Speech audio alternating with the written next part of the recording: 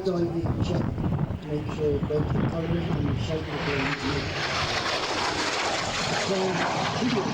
mounted on one of these benches to record the process. But the actual paint spraying took up less than 10% of his overall time. Most of the time You've even done the top tanks as well, haven't you? the paint scheme even extends to his flying line. And train as you see in today's flying programme Airwork. So well done to you guys. Keep up the work.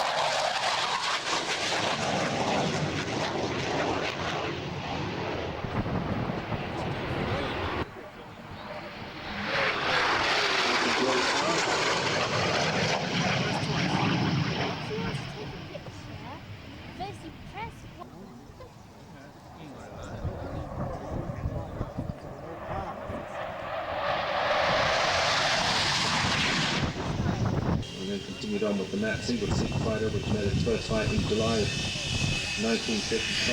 Fighter version of that was also known as the F Mark 1 and the label that says Saber Slayer during the Indo-Pakistani War of 1955.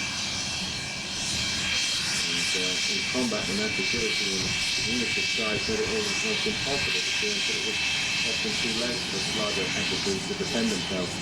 You see what you mean? You look down at the bird